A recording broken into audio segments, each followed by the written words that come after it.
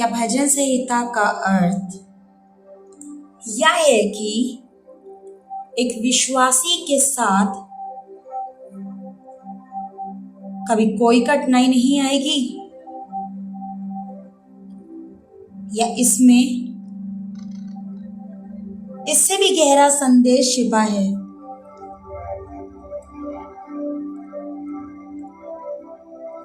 आज हम भजन संहिता 91 के हर भाग का अर्थ समझेंगे।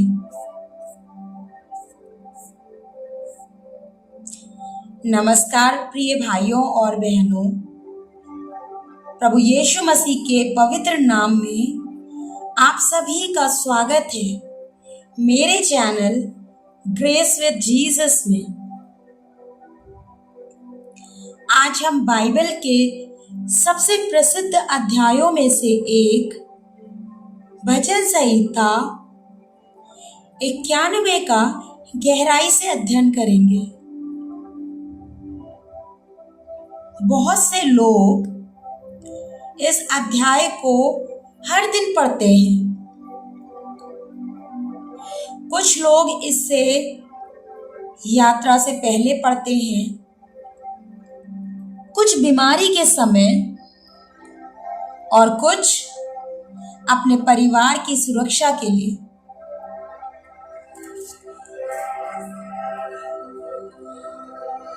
लेकिन क्या आपने कभी सोचा है कि भजन संहिता 91 का वास्तविक अर्थ क्या है?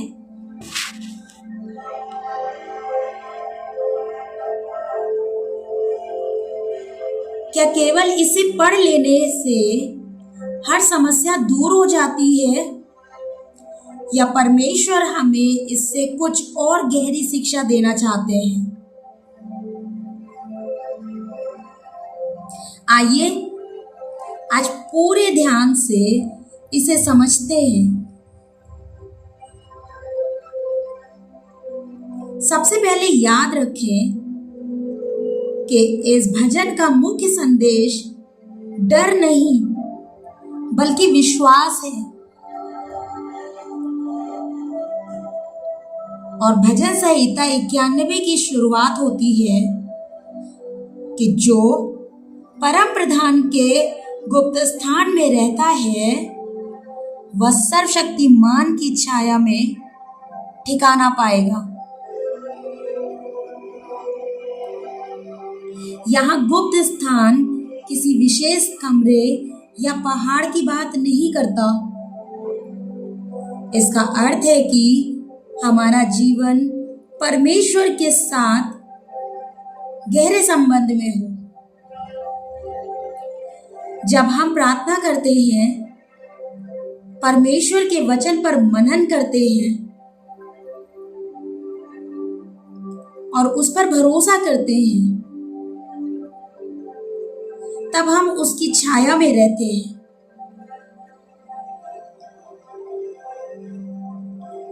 आज दुनिया में लोग भविष्य, बीमारी, आर्थिक संकट और परिवार की समस्याओं से डरते हैं।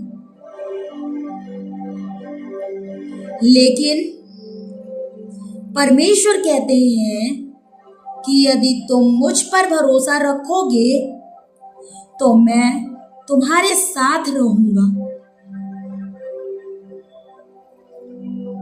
और इसके बाद लिखा है कि वह तुझे बहेलिये के जाल से और महामारी से बचाएगा। इसका अर्थ ये नहीं है कि विश्वासी के जीवन में कभी कठिनाई नहीं आएगी। बाइबल में अनेक परमेश्वर के सेवकों ने कठिन समय का सामना किया, लेकिन परमेश्वर ने उन्हें अकेला नहीं छोड़ा।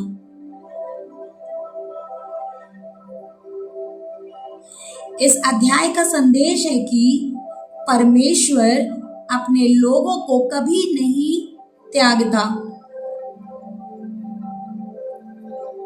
अब एक और महत्वपूर्ण बात समझिए कि जब प्रभु यीशु जंगल में परीक्षा में थे, तब शैतान ने भी भजन संहिता 91 का एक भाग उद्धृत किया।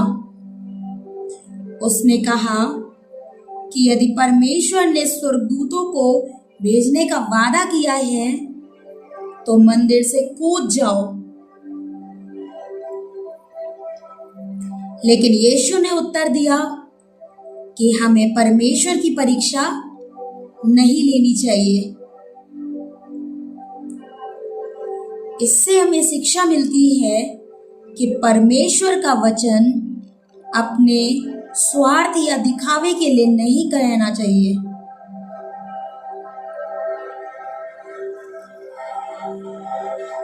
भजन संहिता 91 हमें लापरवाह बनने की नहीं बल्कि विश्वास योग्य बनने की शिक्षा देती है। अब इस अध्याय की महान प्रतिज्ञाओं पर ध्यान देंगे। पहली प्रतिज्ञा, परमेश्वर हमारी शरण है। जब पूरी दुनिया हमारा साथ छोड़ दे तब भी परमेश्वर हमारे साथ रहता है।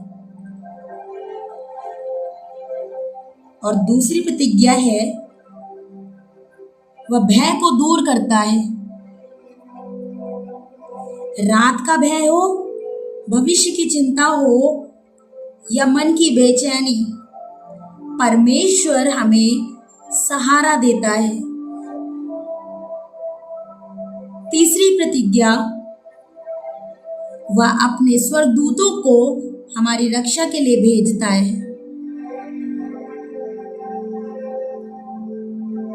यह हमें याद दिलाती है कि परमेश्वर की सुरक्षा केवल वही नहीं जो हमारी आंखें देखती हैं, वह अदृश्य रूप से भी कार्य करता है। और चौथी प्रतिज्ञा, संकट में भी परमेश्वर साथ रहता है। ध्यान दीजिए, परमेश्वर ने यह नहीं कहा कि संकट कभी नहीं आएगा। उसने कहा, मैं संकट में उसके संग रहूंगा। यही इस अध्याय की सबसे बड़ी आशा है। आज यदि आपके जीवन में बीमारी, आर्थिक परेशानी,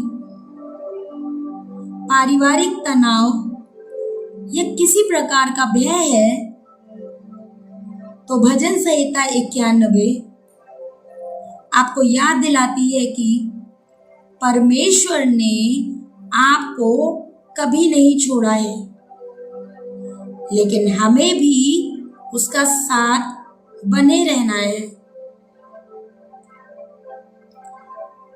प्रार्थना, विश्वास और आज्ञाकारिता, ये तीन बातें हमें परमेश्वर के और निकट ले आती हैं। प्रिय मित्रों, भजन संहिता 91 कोई जादुई मंत्र नहीं है या परमेश्वर पर भरोसा रखने वाले जीवन की घोषणा है।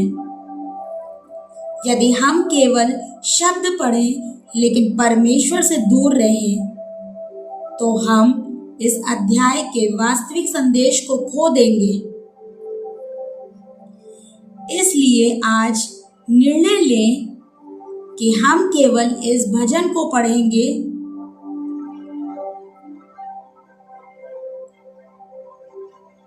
बल्कि इसके अनुसार जीवन भी जिएंगे।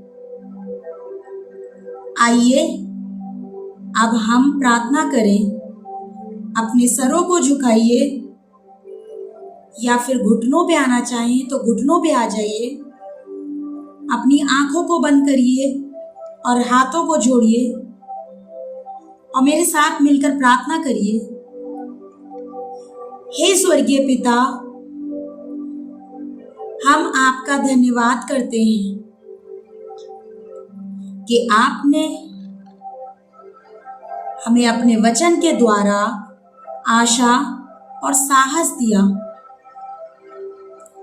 हम अपने परिवार, अपने बच्चों और अपनी जीवन को आपके हाथों में सौंपते हैं। जहां भय है वहां विश्वास दीजिए, जहां निराशा है वहां आशा दीजिए, जहां कमजोरी है वहां अपनी सामर्थ्य दीजिए और हमें अपनी इच्छा के अनुसार जीवन जीने की बुद्धि दीजिए और हर परिस्थिति में आप पर भरोसा करना सिखाइए।